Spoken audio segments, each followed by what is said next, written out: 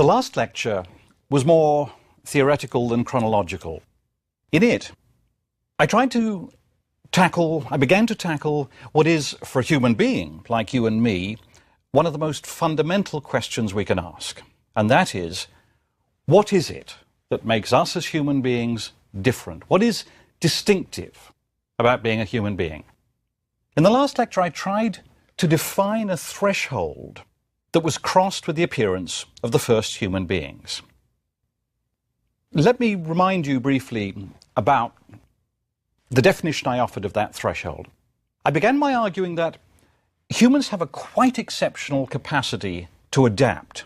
And by adaptation, remember, I'm referring to something that all living things do, and I mean the ability to keep changing slightly so as to find new ways of extracting the energy and resources they need from their environment in order to survive. And I argued that human beings adapt much more rapidly and more continuously than any other organism on Earth. We have this astonishing ability to adapt. Now, as adaptation means, amongst other things, finding new ways of getting energy from the environment, that explains why, in the course of human history, beginning very, very slowly at first, and then faster and faster, we have learned to control more and more of the energy and resources of our biosphere. Until now, we are controlling what is, for a single species, a quite extraordinary share of those resources. So then we ask the question, why are we so good at adaptation? What is it about us that explains why we seem to be able to adapt faster, more continuously than any other organism on Earth? And in the last lecture, I suggested that our astonishing ecological creativity arises essentially from our capacity for symbolic language. That is to say, we have a system of communication that is vastly more powerful than that of any other organism we know. And that makes it possible for us to share learned information, unlike any other species. So the result is that humans can share not just genes, but also learned information, the things that each individual learns. And as a result of this, the learning of each individual can, in principle, be stored within the collective memory of the community as a whole. And that means that that information can slowly accumulate and be made available to other members of the community and also to later generations who can, in their turn, add to it. And that is why information, knowledge, culture, if you like, is cumulative for our species, and it's not for any other species. Now we move on to the main question of this lecture. If this argument that I described in the last lecture is correct, how can we tell when the first real humans appeared? What evidence should we look for to show the presence of symbolic language and a new level of ecological and technological creativity? We've defined the threshold. How can we identify it in the record? What evidence might indicate that this crucial threshold has been crossed? Or to put it slightly differently, when did there first appear creatures that are, for most purposes, just about identical to you and me? Now, unfortunately, this is one of those areas where the evidence is thin. It's so sparse and ambiguous that we have no perfectly clear-cut answers.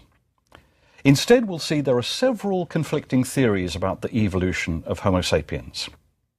So it's peculiarly vital in this case, given the importance of the question, to look carefully at the available evidence. So, what evidence should we look for? Let's be precise about what we're looking for. I think we can imagine two main types of archaeological evidence that might provide an indication that the threshold I described to collective learning has been crossed. The first is evidence for symbolic language. And the second will be evidence of an accelerated capacity to adapt and learn. So let's focus first on symbolic language. How could we tell if an organism appeared, say, sometime in the last million years, that had a capacity for symbolic language? Language leaves no direct archaeological traces. However, it may leave indirect traces. For example, studies of the base of the skull can show how the larynx was placed in a particular species of hominin. And that can suggest how well a species could manipulate sounds. So if we assume that symbolic language is associated with a capacity to manipulate sounds in a rich and precise way, that may be suggestive. And a second clue to symbolic language may be the appearance of what, in retrospect, we can call art objects, evidence of sculpture, or cave painting, or body painting. If we have a hominin species that seems to be constructing art objects in some sense, we have to suspect that that species is capable of symbolism. And if it's capable of symbolic thinking, it's capable of symbolic thought and language. So those two types of evidence might hint at the presence of symbolic language. The second type of evidence we look for is evidence of accelerated adaptation, a species that suddenly is changing its relationship to the environment extraordinarily fast. Now, what form might this evidence take? Well, it ought to take the form of evidence of a sort of technological acceleration, but it might also take the form of increased geographical range. As we see a species moving into different types of environments, because we know that each environment may require slightly different technologies. So if we see a species migrating into different types of environments, it's a very good bet that that species is showing a considerable degree of technological adaptability. So we have some general ideas now about the types of evidence we're looking for. Evidence of accelerating technological change is, I'm afraid to say, as scarce as evidence of symbolic language, particularly from Africa, where our species probably evolved. But we'll see later on that there are at least forms of evidence that are highly suggestive. Now, with these questions in mind, let's go looking for possible signs of the appearance of a species capable of collective learning. The first species, let me remind you, in the history of life on Earth. We've seen that fossil evidence for most of the last million years is dominated by two other hominin species, Homo ergaster and Homo neanderthalis. Now let's begin by looking at them. Could they speak? Were they capable of symbolic language? Could they adapt with the virtuosity of modern humans? In other words, should we regard the appearance of Homo ergaster or Neanderthals as the point at which the crucial threshold was crossed? Let's start with ergaster. As we saw in Lecture 18, ergaster evolved almost 2 million years ago. We know that some members of ergaster migrated to Indonesia and China. They left Africa, they migrated along the southern shores of Afro-Eurasia to Indonesia and China. They probably used fire. They certainly used Acheulean stone tools, which were, as we've seen, more precisely constructed than the Aldovan tools of Homo habilis. Now, what does this tell us? Well, this is certainly evidence of technological creativity. But is it evidence of exceptional creativity, the sort of exceptional creativity we're really looking for? Other species, including other apes, such as orangutans, but also other species of mammals, such as tigers and elephants, had also migrated from Africa to Asia. So perhaps we shouldn't be too impressed by this. In southern parts of Eurasia, they found landscapes and environments not too dissimilar to those of Africa. So this is not a proof of extraordinary adaptability. Evidence on how efficiently ergaster controlled fire remains limited. If you find evidence of fire in caves, and we do find this evidence in caves outside Beijing, in Zhugudian, and if they also contain, if the caves also contain ergaster remains, well, what exactly does it mean? And now one possibility is that there's no real link between the two. They weren't there at the same time. But it could mean that ergaster occasionally maintained fires. It could even mean that they had significant control over fire. They knew how to start fires from scratch. They knew how to maintain it carefully. But the truth is, we don't really know. And as we've seen, the stone tools of Ergaster barely change over 1 million years. That certainly does not suggest a species that is continually adapting and developing new technologies.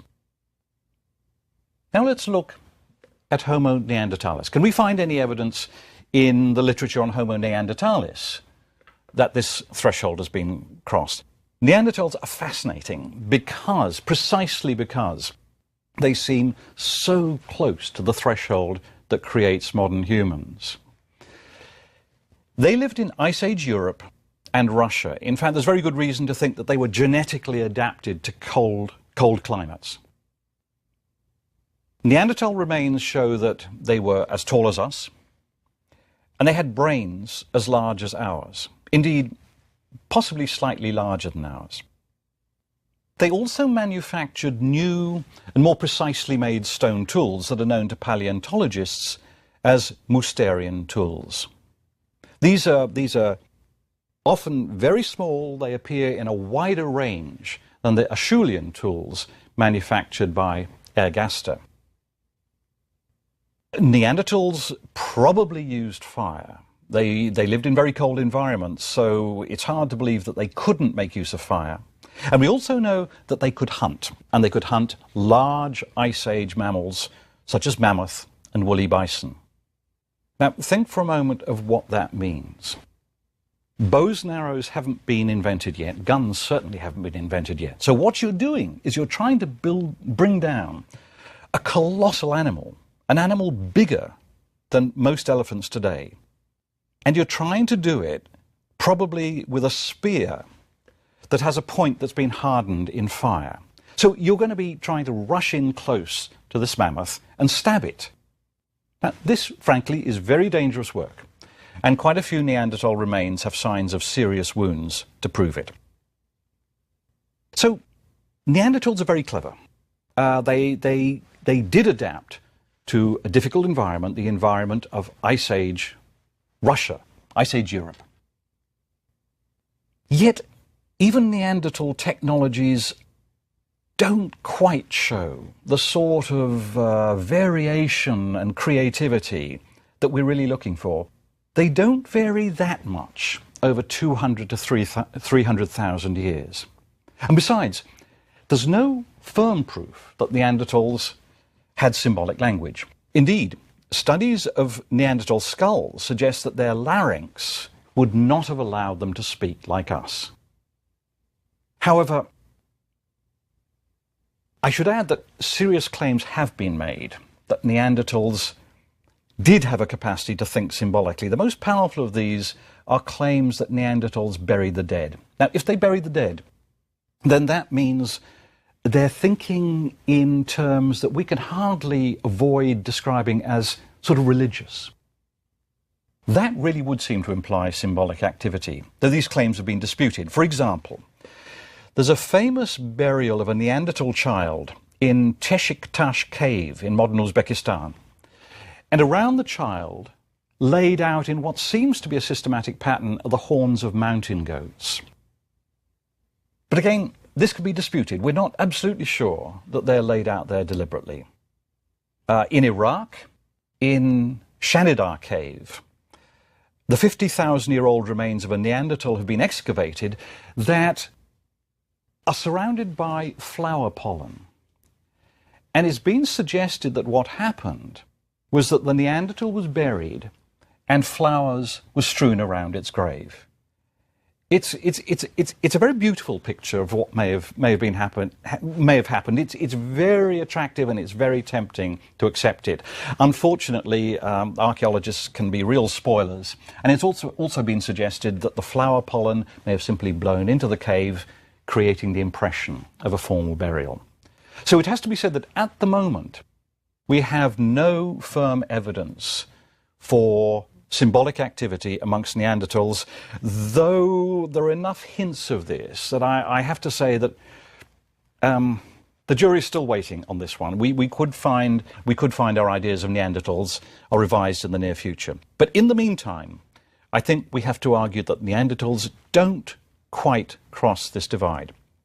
There's one more reason for saying this, and that is that recent analyses of DNA extracted from Neanderthal skeletons, and this I have to say is an extremely delicate art, but the scholars involved in this project are getting better and better and better at this.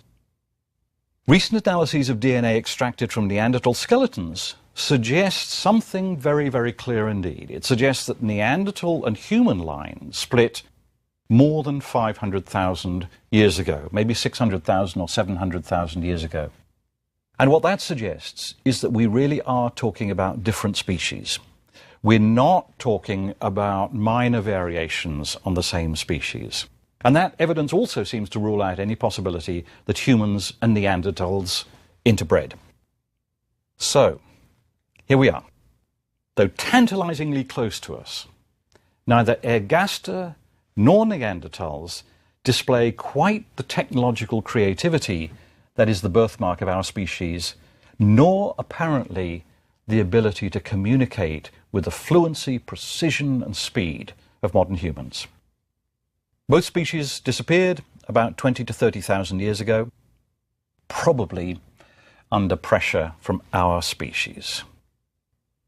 We don't know whether there was any direct contact between the species. It may just be that modern humans hunted more successfully, invaded their territory, and they found that the resources available, given their technologies and their ways of extracting resources, diminished. If so, that would confirm my argument. It suggests that they couldn't quite adapt to the threat posed by our species. There are tantalizing and I have to say, I think, rather melancholy hints among some of the latest finds of Neanderthal sites near the Pyrenees that late Neanderthals were trying to imitate human technologies, but apparently without much success. So now let's focus on our species, Homo sapiens in a narrower sense. How did we evolve? Currently, there are two competing explanations for the origins of Homo sapiens. The first is the multi-regional hypothesis, and the second is the out-of-Africa hypothesis. So let me begin with the multi-regional hypothesis, as it's called. This has been defended for many years by an American scholar, Milford Volpoff, and an Australian scholar, Alan Thorne. And what they argue is that our species evolved gradually throughout Africa and Eurasia from Homo ergaster. The story is that most hominins throughout most of the last million years belong to a single evolving species with regional variants that show up today in racial differences. So what they're imagining is that all these hominins, most of whom can be classified as ergaster or Neanderthals for most of the last million years, are really part of a single evolving species, evolving slowly in the direction of modern humans over 1 million years.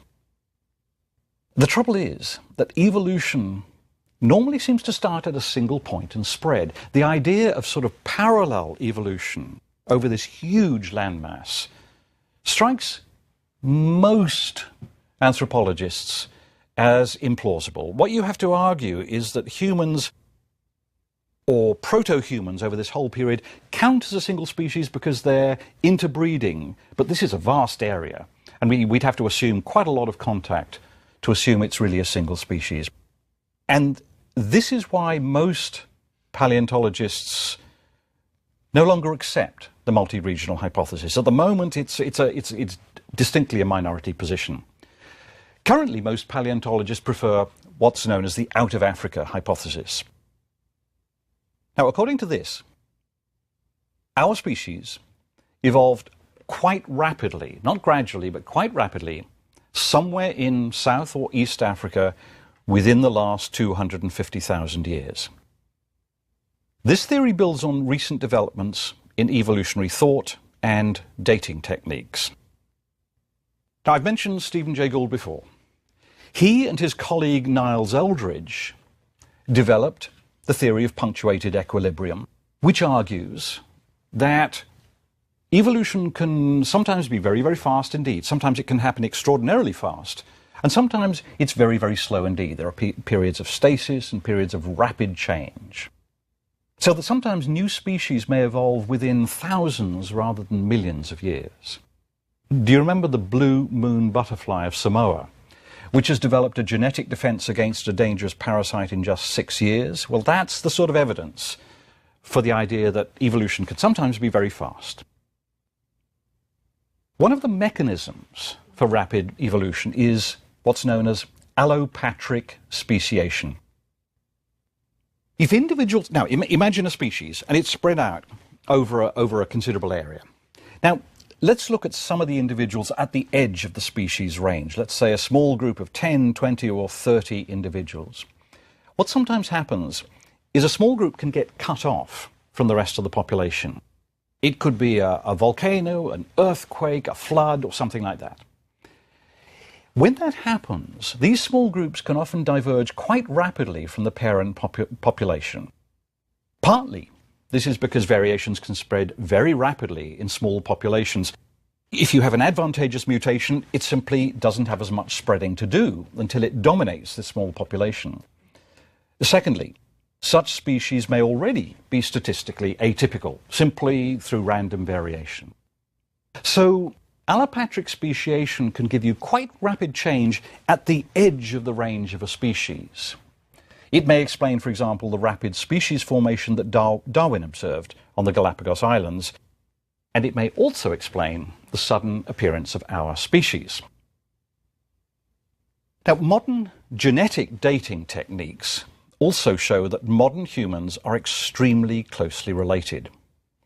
There's so little variation within our species, within the 6 billion humans alive today, that it's hard to believe our species can have been evolving from a small group of ancestors for more than about 200 to 300,000 years. This is one of the most powerful reasons for thinking that we're a quite recently evolved species.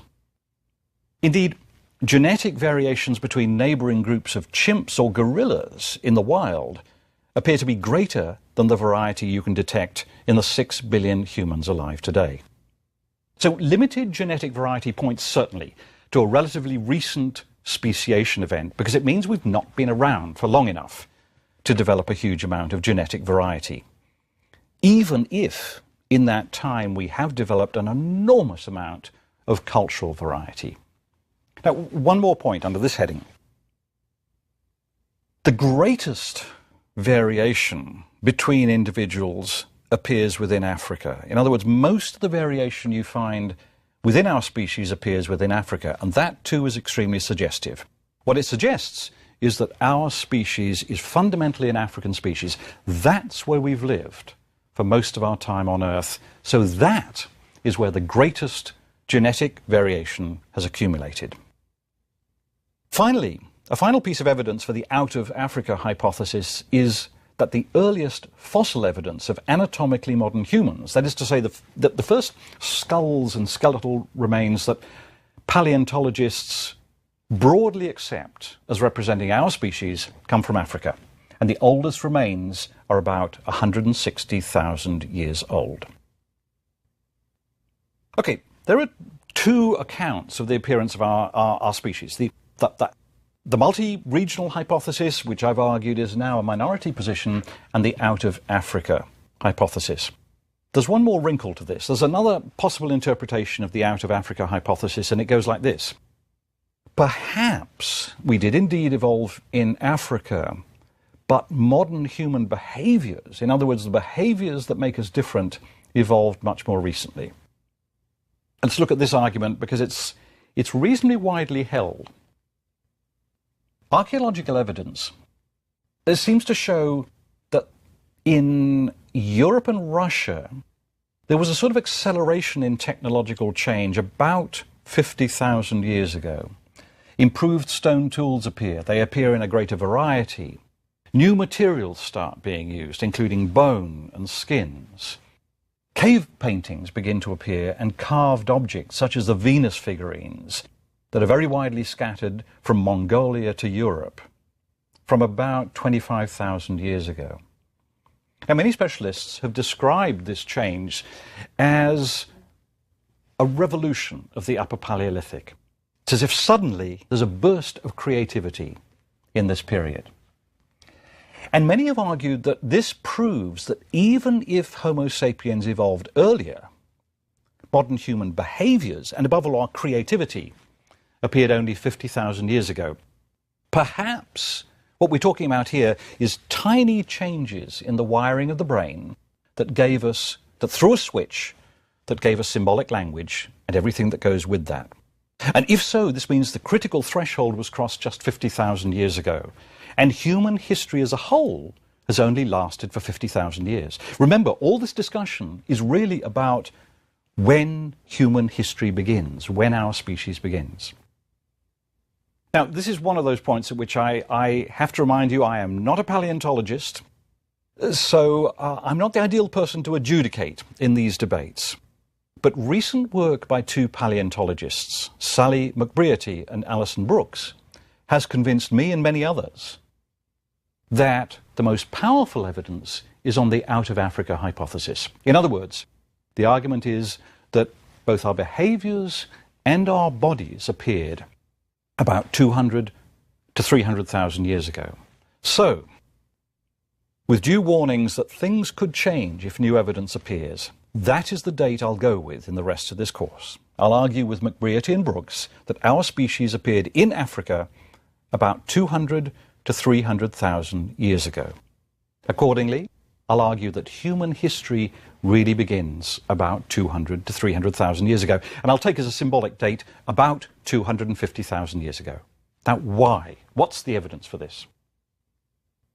In 2000, McBrearty and Brooks wrote a long and extremely important article in the Journal of Human Evolution. And in that article, what they argue is that the revolution of the Upper Paleolithic, this apparent evidence for a sudden acceleration in technological creativity in Europe and Russia, is actually an illusion. And it's created by the very simple fact that so much more archaeology has been done in Europe than in Africa. Remarkably little archaeology has been done in Africa, despite the fact that we know that our species almost certainly originated there. It's partly a simple matter of lack of funding. So what they do is they suggest that what we need to do is go back very, very carefully over the somewhat limited evidence that is available for Africa, and to ask ourselves the question, can we see the same things that appear during the revolution of the Upper Paleolithic earlier in Africa? And they argue that if you look carefully at the evidence, you can indeed see just that. From almost 300,000 years ago, they argue, there is evidence of many of the new technologies that emerged much later elsewhere, and even hints of symbolic activity. For example, you find evidence of the grinding of ochre. Now, presumably, if you find a hominin species grinding ochre, why is it doing it? Presumably to paint its body. And if you're painting your body, you're giving signals, you're conveying symbolic information of some kind. Now, ochre, the use of ochre appears in association with a new hominin species, Homo helmii, which they regard as an early version of Homo sapiens. Here's another illustration. Blombos Cave in South Africa offers a very good illustration of these sort of arguments. It was occupied from 70,000 years ago. Its inhabitants certainly used ochre, presumably to paint their bodies. They made fine, delicate stone tools. They used shellfish, which is a sign of adapting to a new and rich environment, the environment of the seashore. They may have fished. Evidence from sites such as Blombos Cave, and they list many more examples of this, suggests that in Africa, early humans were doing all the things we find in the revolution of the Upper Paleolithic much, much earlier. And that suggests that both our genetic makeup and our behaviors had been evolving in Africa since perhaps 200 or 300,000 years ago. Now, a very brief summary. The details, many of the details of exactly how our species evolved remain unclear. But I've argued that there's very good recent evidence for a rapid appearance of modern humans about 200 to 300,000 years ago, somewhere in eastern or southern Africa. If this evidence is pointing us in the right direction, then that means that that's when the critical threshold was crossed. That's when human history really began. Thank you.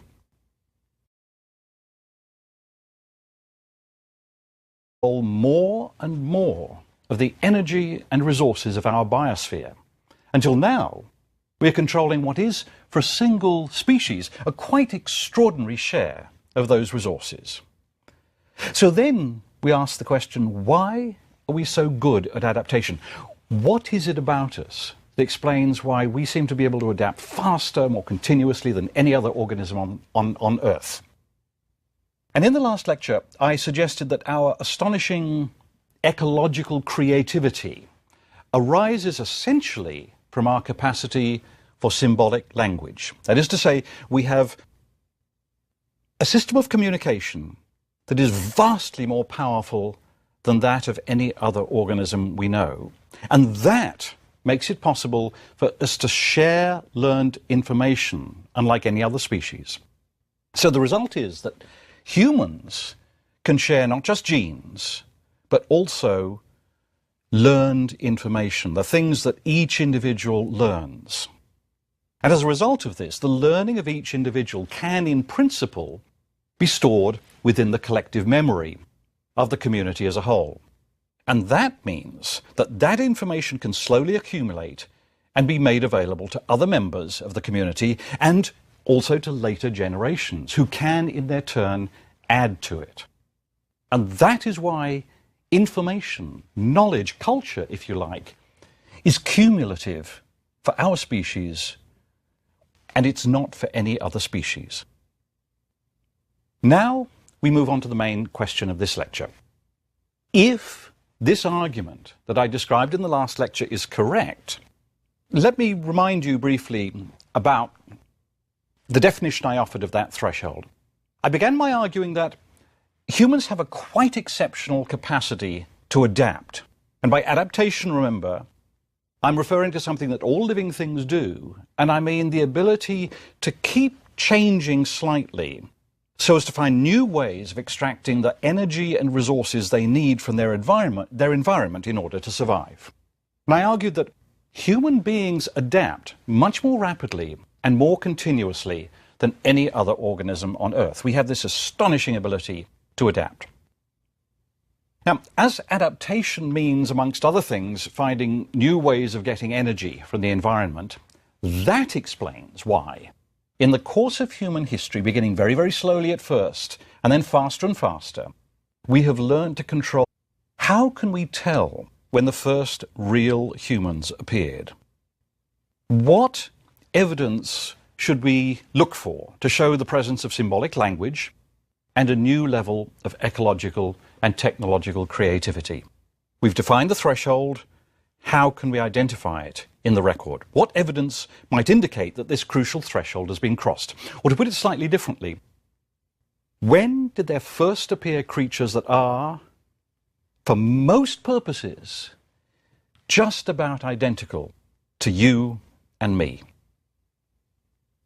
Now, unfortunately, this is one of those areas where the evidence is thin. It's so sparse and ambiguous that we have no perfectly clear-cut answers. Instead, we'll see there are several conflicting theories about the evolution of homo.